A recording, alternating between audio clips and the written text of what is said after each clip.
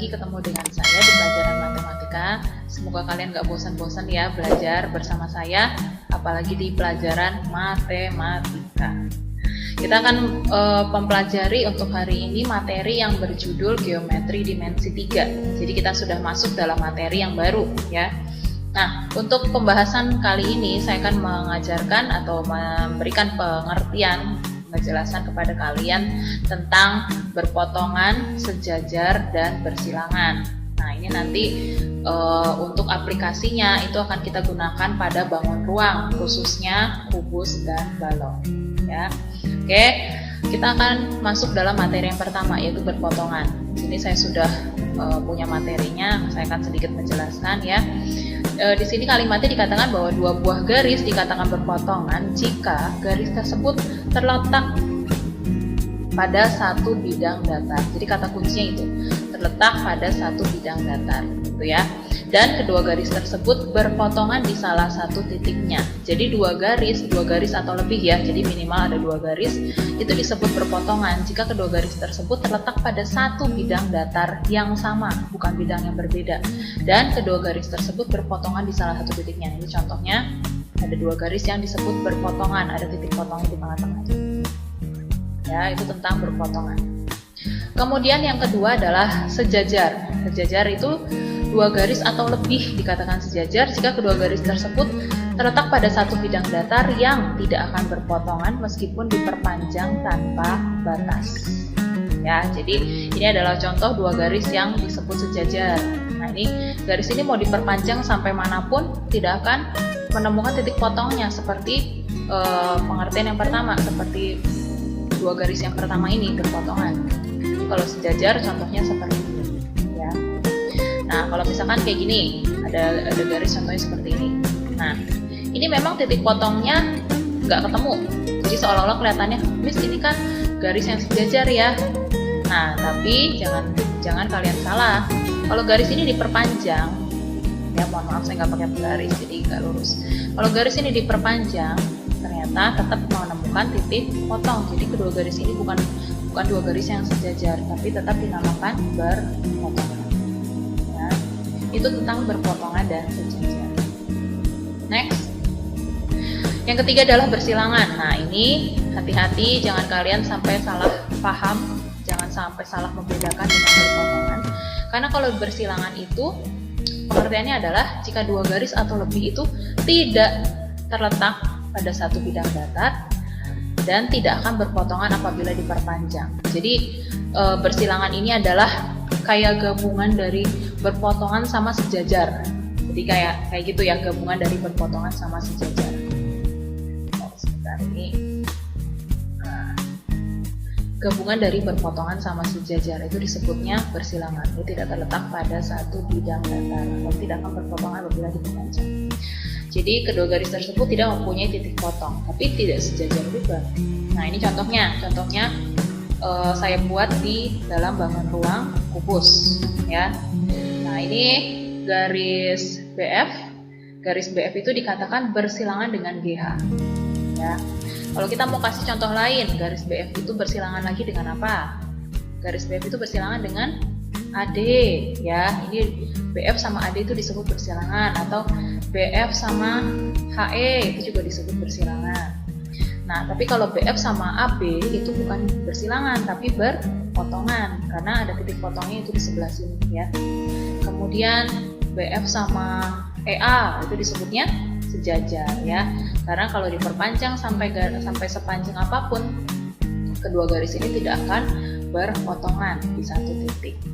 Itu tentang bersilangan. Atau contoh lain, HG itu bersilangan dengan misalkan HG bersilangan dengan BC. Nah, itu disebut bersilangan. Atau ada lagi HG bersilangan dengan AE, itu disebut bersilangan. Jadi tidak terletak pada satu bidang datar. Yang pertama karena HG itu terletak di bidang datar DCGH. Terus EA itu terletak di bidang datar EABF. Kemudian tidak akan berpotongan apabila diperpanjang. Garis HG kalau diperpanjang jadinya seperti ini, sedangkan AE kalau diperpanjang ya jadinya ke atas ini. Ya, ke atas. HG misalkan diperpanjang seperti ini. Lain halnya ya, kalau kita ini perpanjangnya ke sini, tapi ini diperpanjang ke sini, tetap nggak akan ketemu. Nah, ini coba saya kasih contoh ya. Ini kalau misalkan kamu kan punya pertanyaan, Miss, ini kan kalau saya perpanjang seperti ini, dan ini kalau saya perpanjang jadinya seperti ini. Oke, pertanyaan untuk kalian, ini apakah berpotongan? Jawabannya adalah tidak, ini tidak berpotongan. Kenapa? Karena ini adalah bangun ruang dimensi 3. Kelihatannya dari kita sepertinya berpotongan di sini ya, tapi kan sebetulnya enggak. Karena garis HG ini diperpanjang, ini di belakang ya. Kemudian garis AE diperpanjang tapi posisinya di depan. Jadi mereka tetap tidak bertemu karena tidak terletak di satu bidang yang sama. Jadi ya, kalau kalian punya pertanyaan yang sama seperti ini, itulah jawabannya. Nah, itu tentang berpotongan, sejajar, dan bersilangan. Kita lihat contoh soal yang sudah saya gambarkan di sini ya, kubusnya ABCD EFGH. Kemudian pada kubus ABCD EFGH berikut ini tentukan rusuk-rusuk kubus yang berpotongan dengan AD. Kita lihat AD berpotongan, berarti kita cari rusuk-rusuk kubus lain yang kira-kira bisa menempel di titik A atau menempel di titik D. Nah, jadi ini jawabannya apa? Yang berpotongan dengan AD. Kalau saya bisa bilang di sini ya, saya akan coba di sini berpotongan dengan AD berarti apa? Bisa AB, kemudian apa lagi? AE bisa ya. Kemudian yang kira-kira bisa nempel di D, BH, kemudian BC. Ya, cuma 4 itu aja jawabannya. Jadi itu adalah suku-suku kubus yang berpotongan dengan AD. Kemudian berikutnya, sejajar dengan BC. Berarti kita cari rusuk yang arahnya sama dengan BC, yaitu ini ya, 1, 2, 3. Rusuk-rusuk kubus yang sejajar dengan BC berarti AD, kemudian FB, kemudian EH. Itu yang namanya sejajar. Yang C sekarang. Bersilangan dengan FG. Ini rusuk FG. Bersilangan berarti kita cari semua rusuk yang tidak terletak di bidang BCGF, di mana itu terdapat rusuk FG. Ya, kita cari rusuk yang tidak berada di bidang yang sama dengan rusuk FG, tapi juga jangan cari yang sejajar. Jadi contohnya FG yang bersilangan. Berarti EA ya. Bersilangan EA, kemudian BH, apalagi EA, BH, pokoknya arahnya nggak boleh sama dengan ini. Ada lagi ya, ini ya berarti ya AB, kemudian nah itulah rusuk-rusuk yang bersilangan dengan FG. Kita cek sekali lagi ya, FG rusuknya bersilangan adalah EA, kemudian BH, kemudian AB dan BC ya. Apakah sudah betul itu jawabannya? Kemudian sekarang yang D. Rusuk-rusuk kubus yang terletak pada bidang ABCD. Berarti kita lihat bidang ABCD ada di sini. Nah, berarti kita sebutin aja semua rusuk yang ada di bidang ABCD ini apa aja. Berarti AB, BC, CD, dan DA. Sudah saja. Kemudian yang E, tentukan rusuk kubus yang sejajar dengan bidang ABCD. Sejajar ini bidangnya, yang sejajar berarti yang di atas ini ya. Yang sejajar itu berarti F, kemudian FG, kemudian GH, kemudian HE atau EH sama aja. Nah, dari contoh soal ini, saya berharap kalian semakin mengerti tentang materi berpotongan, sejajar, dan bersilangan. Kita masuk pembahasan berikutnya. Nah, ini sebetulnya pembahasan utama dari bab geometri dimensi 3 ini. Nah, saya akan membahas tentang jarak pada bangun ruang ya, jarak pada bangun ruang. Ada 3 pembahasan di sini nanti, yaitu jarak titik ke titik, kemudian nanti jarak titik ke garis, dan saya akan berhenti sampai jarak garis ke garis, sampai di situ aja. Nah, yang pertama, jarak titik ke titik. adalah dengan menarik garis hubung terpendek antara kedua titik tersebut. Jadi jarak antara titik A dan titik B adalah panjang garis AB. Contoh diketahui di sini ada titik A sama titik B. Jadi di garisnya tadinya nggak ada ya. Jadi kalau kita mau tahu mau cari jarak titik A ke titik B itu gimana? Ya begini. Nah, maaf, garisnya nggak lurus ya. Jadi jarak terpendek, maksudnya gimana ya jarak terpendek ya? Jadi kamu jangan cari garis sendiri, misal saya garisnya mau seperti ini, mau melengkung-lengkung dan sebagainya. Nah, inilah jarak dari A ke B. Bukan, salah. Pokoknya jarak dari A ke B itu adalah, ya kita tarik garis aja dari titik A ke titik B. Ya, bukan yang ini ya. Jadi jaraknya adalah yang ini. Nih. Sebagai contoh, bentar, saya hapus dulu ini. Sebagai contoh di sini saya sudah gambarkan kubus AB CD, E, F, G, H. Misalkan ditanya, berapakah, atau enggak diketahui dulu ya, diketahui panjang sisinya misal 12 cm. Kemudian ditanya, berapakah jarak dari titik A ke titik B? Jawabannya berarti, jarak dari titik A ke titik B adalah 12 cm juga, karena itu sama dengan rusuk kubus ya. Terus, berapakah jarak dari C ke G? Berarti sama 12 cm juga. Kalau ada pertanyaan lain, berapakah jarak dari D ke G misalkan. Nah, berarti kan dari sini ya, jarak dari D ke G. Nah, ini saya akan mulai mengajarkan kalian supaya kalian tidak menghafal cara ya. Kalau kalian sudah langsung tahu jawabannya, ketemu 12 akar 2. Karena kalau sebuah kubus diketahui rusuknya, panjang rusuknya, maka diagonal, ini kan diagonal sisi ya, DG itu diagonal sisi itu panjangnya adalah rusuk akar 2 atau 12 akar 2. Tapi saya tidak saya tidak menganjurkan kalian menghafalkan rumus, karena yang namanya sesuatu yang dihafalkan itu pasti nanti akan lupa ya, apalagi kecampuran sama pelajaran lain dan sebagainya. Nah, jadi cara mengerjakannya adalah kita dengan membuat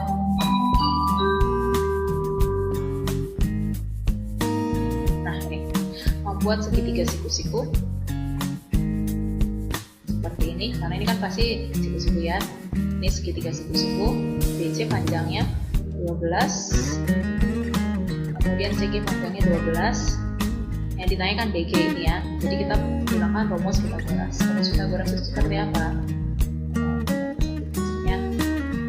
Rumus Pythagoras itu adalah sisi miring kuadrat, hasil kuadrat sisi miring itu sama dengan penjumlahan dari kuadrat sisi-sisi miring. Sisi miring itu adalah ini yang X. Karena pengertian sisi miring adalah sisi di depan sudut siku-siku.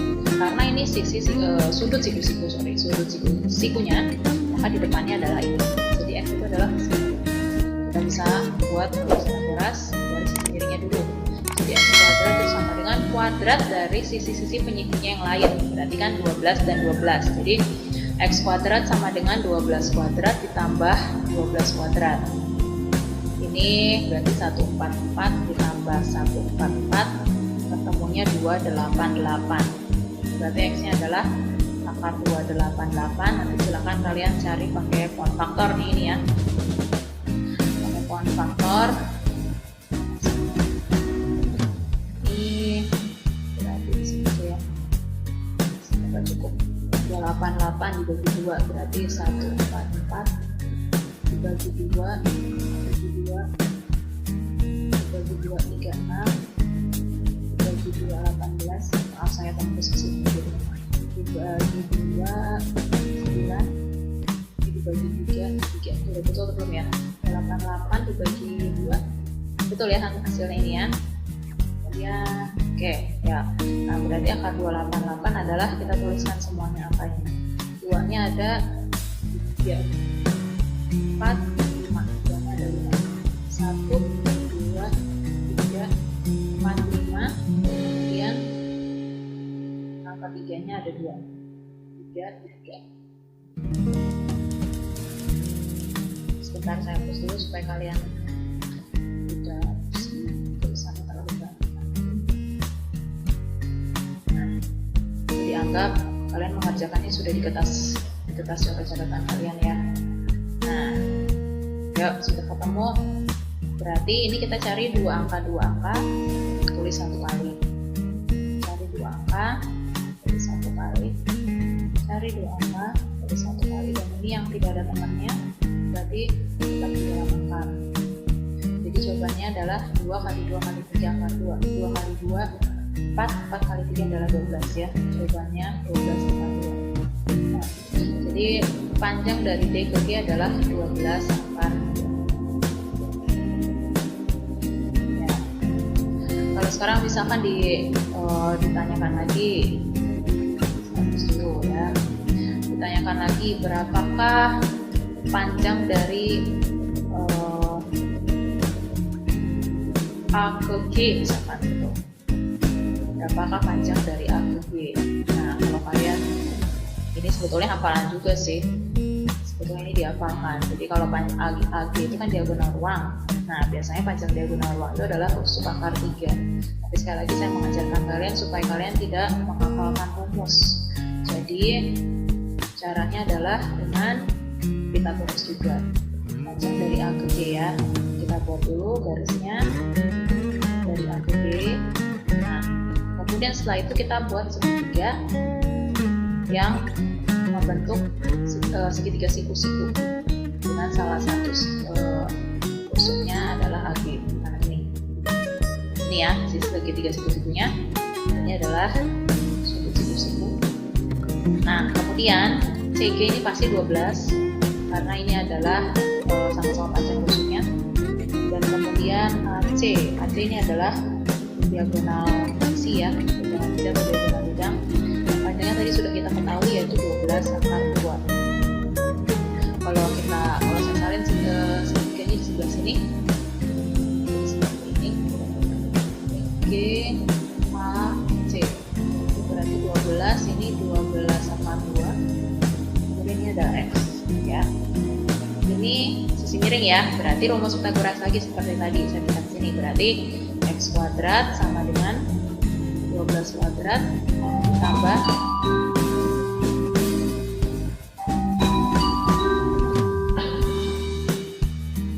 12 akar 2 kuadrat. Ini usahakan ditaruh di dalam kurung karena yang di kuadrat itu bukan cuma akar 2-nya, tapi 12 akar 2. 12 kuadrat adalah 144. 12 akar 2 kuadrat artinya 12 dikali 12 yaitu 144 dikali akar 2 kali akar 2. Akar 2 kali akar 2 itu langsung aja akarnya hilang, jadinya 2. Kenapa? Karena akar 2 dikali akar 2 itu sama dengan akar 4. Berapakah akar 4? 2. Ya udah langsung aja akar 2 kali akar 2 adalah 2. Gitu ya. Ya, tambahin 144 ditambah 144 kali 2 berarti 288. Nah, ini kita tinggal jumlahin. 8 tambah 4 ini 12 4 ya, 432. Berarti X-nya adalah akar dari 432. Jadi kita coba buat lagi form faktor di sebelah sini, nanti akan kita hapus ya. 432 dibagi 2 berarti 2 1 6, kemudian dibagi 2. Benar ya, dibagi 2 adalah 1 ya 0, karena 1 bagi 2 0, 16 bagi 2 karena dibagi 2 lagi 54 ya. Kemudian terpaksa saya harus tolongnya 4 dibagi 2 adalah 27. Dibagi 2 nggak bisa, berarti dibagi 3 dia adalah 9 dibagi 3 terus. Oke, kita sekarang masukin hasilnya. Nanti 2 nya ada 1, 2, 3, 4 1, 2, 3, 4. Kemudian 3 nya ada 3 ya, 1, 2, 3. Oke nah, berarti kita cari 2 angka, tulis 1 kali aja. Cari 2 angka lagi, ini ya ditulis 1 kali aja, ini ditulis 1 kali, kemudian ini yang gak ada temannya di dalam akar. Berarti kita tinggal kalikan 2 kali 2 kali 3 akar 3, 2 kali 2 4, 4 kali 3 12 akar 3. panjang dari A ke B adalah 12/3. Itu pembahasan tentang jarak titik ke titik. Berikutnya adalah jarak titik ke garis. Jarak titik ke garis adalah jarak terdekat sebuah titik ke garis.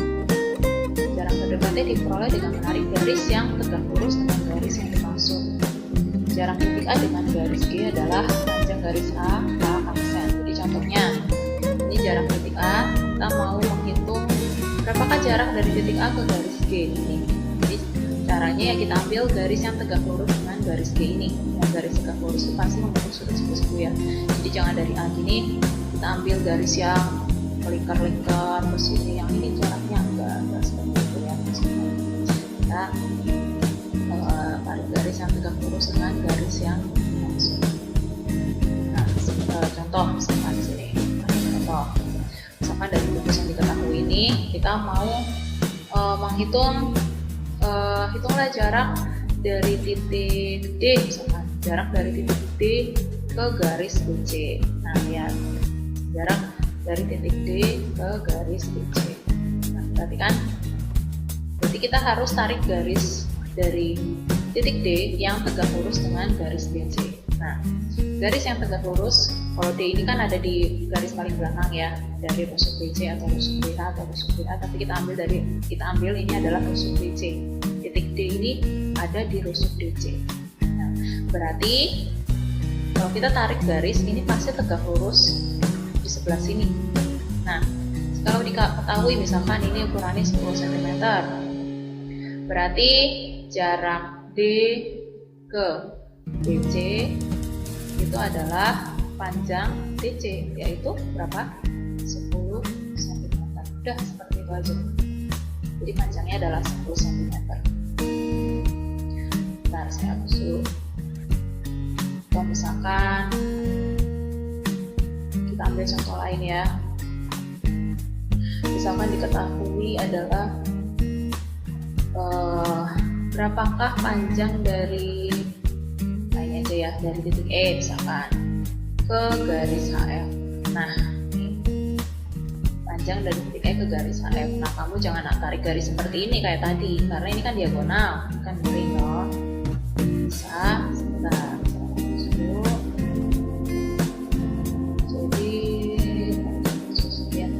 Jadi garis EH itu tidak tegak lurus dengan garis HF. Nggak bisa seperti contoh tadi. Saya tarik garis lurus seperti ini sehingga jarak titik D ke garis BC adalah panjang DC, nggak bisa. Karena HF ini adalah diagonal, jadi jarak E ke garis HF itu kita harus tarik garis yang lurus dengan garis HF. Ya, ini seumpama saya kasih di titiknya J ya, dan saya buat sini. Nah, ini adalah HF. Kemudian ini adalah E, titik E. Nah, ini jaraknya. Ini pasti tegak lurus. Nah, perlu kalian ketahui, kalau pada kubus ya, sebuah titik itu ya kita ukur jaraknya ke garis diagonal ya, pada diagonal seperti ini. Pasti garis yang terbentuk itu membagi dua dari diagonal bidang yang dimaksud. Jadi misal HF itu kan diagonal bidang ya, kemudian misalkan ini panjangnya, kalau diagonal bidang berarti HF itu 10/2 ya. Berarti ini kan titik E ke garis HF itu jaraknya di sini, garisnya di sini, jaraknya itu garisnya ya. Nah, berarti kalau tadi ini kita kasih huruf J, nah, berarti panjang HJ itu adalah separuhnya dari 10/2, yaitu 5/2. Begitu juga panjang dari J ke M itu 5/2 juga sama. Ditanya kan ini ya berarti ya, yang ditanya ya. Kemudian kita lihat HE. HE di sebelah sini adalah panjang rusuk kubus, yaitu 10. Tuh. Nah, jadi Ini adalah X-nya ya. Kita pakai rumus Pythagoras lagi, pakai segitiganya ini. Dengan sisi miring yang diketahuinya berarti ini ya 10 ya. Berarti kalau kita hitung 10 kuadrat sama dengan ini dulu X kuadrat ya boleh. Jadi nggak selalu yang duluan di sini X kuadrat, tergantung sisi miringnya itu apa yang ketahui. Kemudian ditambah 5 akar 2 kuadrat. Nah, ini kita hitung 10 kuadrat 100, kemudian ini tetap X kuadrat, kemudian di sini 5 akar 2 kuadrat, berarti 5 kali 5 dikali akar 2 kuadrat yaitu akar 4 yaitu 2 ya. Jadinya 100 sama dengan X kuadrat tambah 50. Ini kita tinggal pindah ruas, berarti 100, 50 nya pindah ke sini, di sini X kuadrat. Nah ini sebentar jadi jelasin dulu. Kemudian ini kita kurangi 100 dikurangi 50 adalah 50 sama dengan X kuadrat. Kemudian untuk X nya ini berarti 50, kalian pakai poin faktor ya. Ini kan kalau dipecah jadinya 50 itu, yuk kita misalnya pakai poin faktor deh. Ini di sini ya 50 bagi 2, 25. Kita bisa dibagi 2 langsung bagi 5 ini.